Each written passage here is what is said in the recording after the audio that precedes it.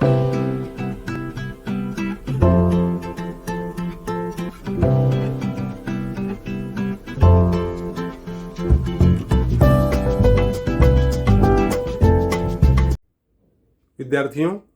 कक्षा 9वीं के विषय भूमिति में आपका हार्दिक स्वागत। लास्ट वीडियो में आपने प्रॉब्लम सेट 6 के क्वेश्चन नंबर 4 तक के वीडियो देखे और आई होप कि आपको बताए गए सवाल समझ में आए हैं।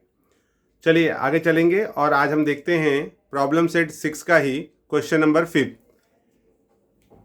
तो आप देख रहे हैं यहाँ पर कि आपको दिया हुआ है क्वेश्चन नंबर 5 में कि आकृति में P वृत्त का केंद्र है। तो यहाँ पर आप देखिए आकृति में P वृत्त का केंद्र है, जीवा AB तथा जीवा CD परस्पर व्यास के बिंदु E पर प्रतिच्छेदित करते हैं। अर्थात आपको दिया हुआ है कि यहाँ पर ये जो बिंदु है वहाँ पर E है, E पर AB और CD दोनों एक दूसरे को बिंदु E पर प्रतिच्छेदित करते हैं। AB तथा CD परस्पर व्यास के बिंदु E पर प्रतिच्छेद करते हैं। यदि AEP अर्थात AEP ये जो कोण है, ये कोण, और DEP ये वाले कोण, ये दोनों कैसे हैं? सर्वांगसम हैं। तो सिद्ध करो कि जीवा AB तथा जीवा CD एक दूसरे के सर्वांगसम होंगे। तो विद्यार्थियों, इस लेसन को जब मैंने स्टार्ट किया था तभी मैंने आपको समझाया था कि यदि वृत्त में दो जीवाएं दी गई हैं और वो केंद्र से समान दूरी पर होंगी तो वो दोनों सर्वांगसम होती है। यह प्रमेय मैंने इसके पहले जो लेसन स्टार्ट किया था 6 लेसन, उसमें प्रमेय समझाते हुए मैंने बताया है। यदि किसी विद्यार्थी ने इसे नहीं देखा है तो आप मेरे चैनल पर जा करके और इस प्रमेय को समझ सकते हैं। चलिए आगे चलते हैं और देखते हैं कि AB बराबर CD किस प्रकार से प्रूव होगा। सर्वप्रथम जैसे यहाँ पर दिया गया है सिद्ध करो AB इक्वल्स टू CD, तो ये हमें सिद्ध करना है। हम रचना कर लेते हैं। रचना में क्या करेंगे? रचना इस प्रकार से करना है जिसका हमें उपयोग हो सके। तो हम यहाँ क्या करते हैं, ये P केंद्र है, यहाँ से एक लंब खींच लेते हैं AB पर। तो ये जो भाग है यहाँ पर ये 90 हो गया, ठीक है, यहाँ पर 90। और उसी प्रकार से हम एक रचना यहाँ कर लेते हैं, तो ये भी भाग जो है ये 90 हो गया। तो आप देख रहे हैं कि ये दोनों यहाँ पर 90 हो गया। ये हमने रचना कर दिया कि P से AB पर लंब खींचा और यहाँ P से, तो इसका नाम हम दे देंगे यहाँ पर P सपोज M और यहाँ पर PN। ओके, यहाँ हम लिख देंगे कि रेख PM लंब जीवा AB तथा रेख PN लंब जीवा CD इस प्रकार खींचा कि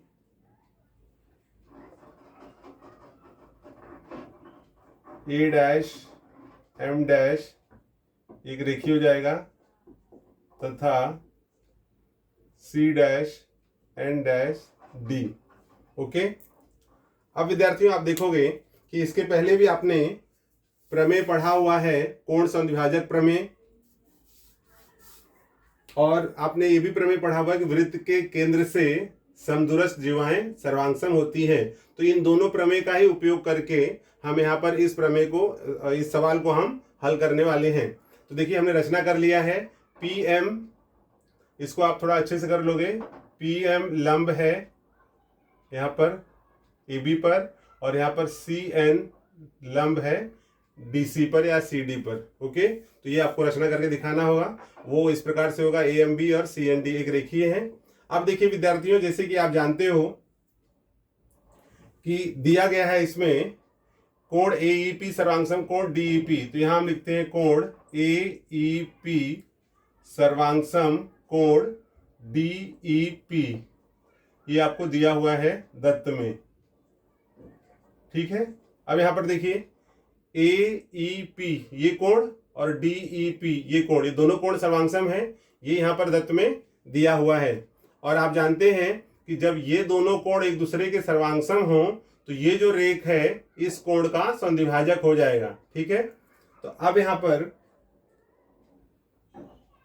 पर जैसे लिखा हुआ है कि कोण AEP ये कोण और DEP, तो यहां पर एक नाम और हम लेते हैं T। ठीक है, ये आपको आकृति में या नहीं भी लिखते हैं तो इसकी जरूरत नहीं है। ठीक है, तो AEP सर्वांगसम DEP ये हमें दत्त दिया हुआ है, और चूंकि ये दोनों कोण सर्वांगसम हैं तो जैसे मैंने बताया आपको कि हम EP को कह सकते हैं कि कोण DEA का ये समद्विभाजक है। तो यहां पर हम लिखेंगे कि कोण DEA का समद्विभाजक किरण EP है। अब आप देखोगे विद्यार्थियों, इसलिए PM इक्वल्स टू PN क्या कारण होगा? चूंकि यहां पर ये कोण का समद्विभाजक है तो इस समद्विभाजक पर जो भी बिंदु होंगे वो कोण की भुजाओं से समदूरस्थ होंगे। इस आधार पर PM इक्वल्स टू PN, और यहां पर हम कारण दे देंगे कोण समद्विभाजक प्रमेय। ओके स्टूडेंट्स, ये जो प्रमेय है ये आपको मैंने पढ़ाया हुआ है, इसलिए मैं फिर से इसको नहीं बता रहा हूं आपको। सिर्फ आपको ये जानना है कोण समद्विभाजक प्रमेय क्या है, लंब समद्विभाजक प्रमेय क्या है। इसके लिए आप चैनल पर जाकर के इन प्रमेय को फिर से आप समझ सकते हो। अगर प्रमेय समझ गया तो सवाल करने में बहुत ही आसानी होगी। तो जैसे मैंने बताया कि DEA इस कोण का ये समद्विभाजक है। इस समद्विभाजक पर जो भी बिंदु होंगे वो इन भुजाओं से, कोण की जो भुजा है उससे समान दूरी पर होंगे। तो चूंकि ये कोण सर्वांगसम दिया हुआ है और ये जब कोण सर्वांगसम है इसका मतलब DEA का ये समद्विभाजक हो गया। तो यहाँ पे देखिए DEA का समद्विभाजक किरण EP है, ये समद्विभाजक है, और इस समद्विभाजक पर जो भी बिंदु होंगे वो इन भुजाओं से समदूरस्थ होंगे। इसलिए PM इक्वल्स टू PN कारण है कोण समद्विभाजक प्रमेय। ठीक है, अब विद्यार्थियों आप देखोगे कि हम जानते हैं चूंकि PM इक्वल्स टू PN है, PM और PN ये जो केंद्र से दूरी है वो समान है। तो केंद्र से समदूरस्थ समान दूरी पर अगर जीवाएं होंगी, समान दूरी पर अगर जीवाएं हैं तो वो दोनों जीवाएं सर्वांगसम होंगी। तो आप यहां लिखोगे चूंकि या हम जानते हैं कि वृत्त के केंद्र से समदूरस्थ जीवाएं सर्वांगसम होती हैं, इसलिए जीवा AB सर्वांगसम जीवा CD।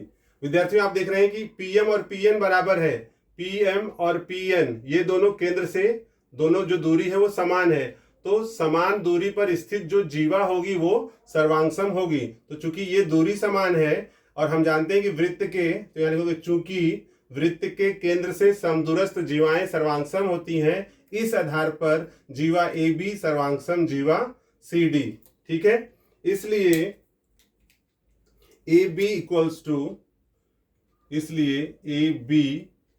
इक्वल्स टू CD, और यही हमें प्रूफ करना था। आई होप स्टूडेंट्स आपको सवाल समझ में आया है। आपको फिर से एक बार मैं रिपीट कर दूं, आपको इसमें बताना है कि ये जो कोण दिया हुआ है AEP और DEP दोनों कोण सर्वांगसम है। तो चूंकि कोण सर्वांगसम है तो आपको सिद्ध करना है कि AB और CD सर्वांगसम होंगे। तो जैसे कि आप प्रमेय जानते हो कि केंद्र से समान दूरी पर अगर जीवाएं होंगी, दूरी अगर समान है तो जीवाएं सर्वांगसम होंगी। और यहाँ देखिए कोण सर्वांगसम है, तो कोण चूंकि ये दोनों कोण सर्वांगसम है और ये उसका समद्विभाजक है, समद्विभाजक पर बिंदु P है, तो P से M और P से N ये समान दूरी पर है। क्योंकि आप जानते हो कि समदूरस्थ जो बिंदु आपको कोण समद्विभाजक पर दिया होगा वो केंद्र से समान दूरी पर स्थित होते हैं। विद्यार्थियों आइए देखते हैं प्रॉब्लम सेट 6 का लास्ट क्वेश्चन। क्वेश्चन नंबर 6 विद्यार्थियों, ये इंपॉर्टेंट प्रश्न है और 9th के एनुअल एग्जाम में कई बार ये प्रश्न पूछे गए हैं। तो आइए देखते हैं कि प्रश्न क्या है। देखिए, दिया हुआ है आकृति में ओ केंद्र वाले वृत्त का व्यास CD तथा जीवा AB है।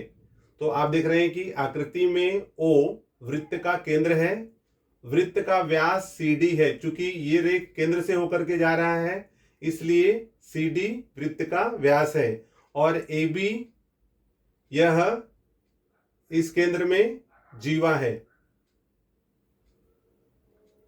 व्यास CD जीवा AB को बिंदु E पर प्रतिच्छेदित करता है, अर्थात CD AB पर लंब है। हमें सिद्ध करना है कि त्रिभुज ABC एक समद्विबाहु त्रिभुज है, अर्थात यदि त्रिभुज में 3 भुजा है, 3 भुजाओं में से कोई भी 2 भुजा हम बता दें कि एक दूसरे के सर्वांगसम है, तब हम कह सकते हैं कि यह त्रिभुज समद्विबाहु त्रिभुज है।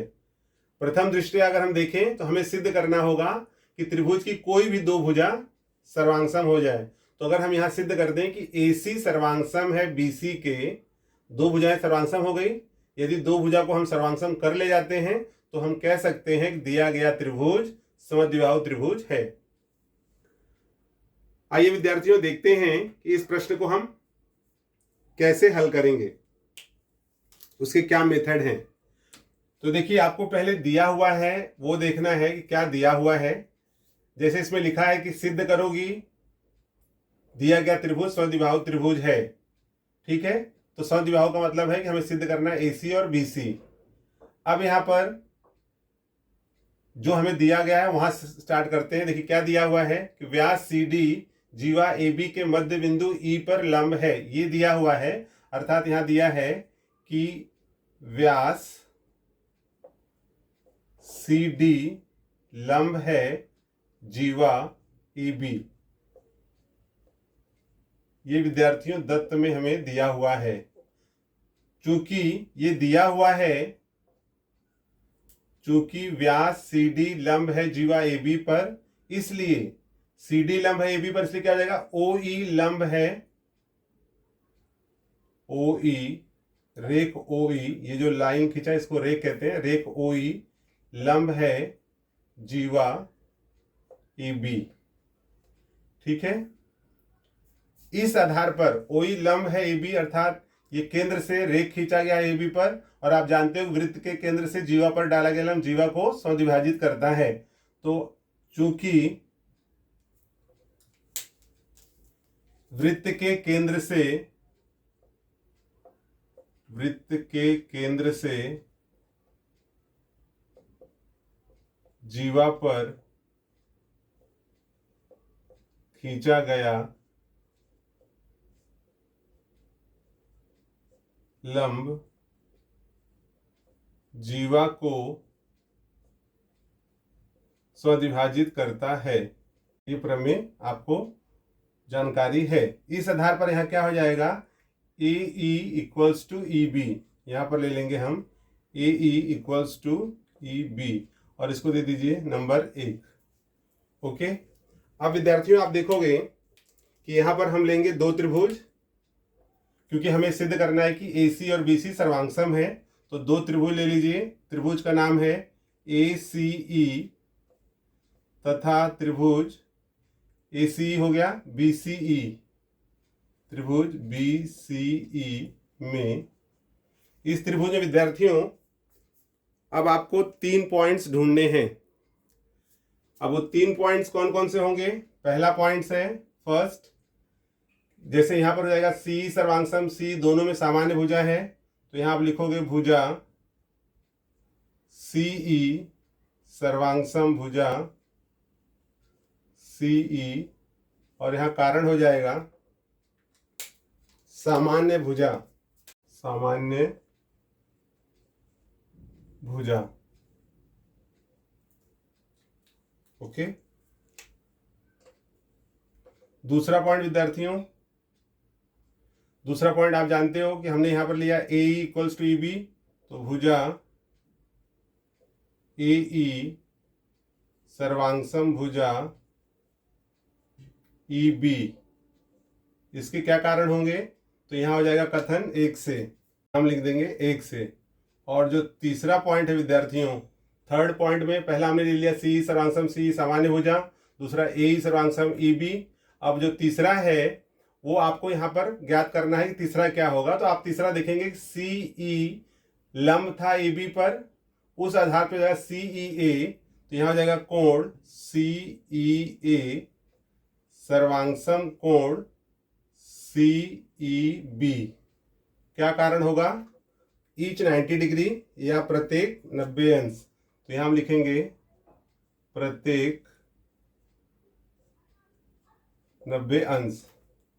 तो ये विद्यार्थियों 3 पॉइंट हमें यहां पर मिल चुके हैं। इस आधार पर आप देखेंगे कि हमने लिया है भुजा CE सर्वांगसम CE सामान्य भुजा, AE सर्वांगसम EB और कोण CEA सर्वांगसम CEB। तो भुजा कोण भुजा, इस आधार पर यहां हो जाएगा, इसलिए त्रिभुज ACE सर्वांगसम त्रिभुज BCE। कारण हो जाएगा यहां पर भुजा कोण भुजा कसौटी, सॉरी यहां हो जाएगा भुजा कोण भुजा कसौटी, भू को भू, भुजा कोण भुजा कसौटी। ओके, यानी भू को भू कसौटी अनुसार। ओके, अब त्रिभुज सर्वांगसम हो गया विद्यार्थियों। चूंकि त्रिभुज सर्वांगसम है तो हम कह सकते हैं कि भुजा AC सर्वांगसम भुजा BC। यहां लिखेंगे भुजा AC सर्वांगसम भुजा, चूंकि त्रिभुज सर्वांगसम हो गया है। सर्वांगसम मतलब आप जानते हो कि त्रिभुज की तीनों भुजाएं दूसरे त्रिभुज की तीनों भुजा के सर्वांगसम हो गया है, उनके जो संगत कोण है दूसरे त्रिभुज के संगत कोण के सर्वांगसम हो गए। इस आधार पर भुजा AC सर्वांगसम भुजा BC। और यहां कारण क्या हो जाएगा? यहां हम कारण दे देंगे सर्वांगसम त्रिभुज की संगत भुजाएं। तो यहां पर विद्यार्थियों आप लिखोगे सर्वांगसम त्रिभुज की संगत भुजाएं। आई होप स्टूडेंट्स कि आपको ये समझ में आ रहा है किस प्रकार से ये भुजा हमें प्राप्त हुई है। चूंकि यहां पर ये हमें मिल गया भुजा AC सर्वांगसम भुजा BC, इसलिए AC इक्वल्स टू BC, ये हमें विद्यार्थियों प्राप्त हो गया AC इक्वल्स टू BC। इसलिए हमारा जो साध्य था, साध्य में क्या था कि सिद्ध करो कि समद्विबाहु त्रिभुज है। तो चूंकि AC और BC देखिए ये और ये सर्वांगसम मिल गए हैं, अब हम कह सकते हैं इसलिए त्रिभुज ABC एक समद्विबाहु त्रिभुज है, समद्विबाहु त्रिभुज है। आई होप स्टूडेंट्स आपको ये बताए गए दोनों सवाल अच्छी तरह समझ में आए हैं। यदि आपको वीडियो पसंद आया है तो इसे शेयर करना ना भूलें। यदि आपने अभी तक चैनल को सब्सक्राइब नहीं किया है तो चैनल को सब्सक्राइब कर लें और बेल आइकन ज़रूर प्रेस करें, जिससे आपको समय समय पर नए सवालों के जो नोटिफिकेशन हैं वो प्राप्त होते रहें। चलिए हम मिलते हैं अगले वीडियो में नए लेसन निरसंग भूमिति के साथ। धन्यवाद।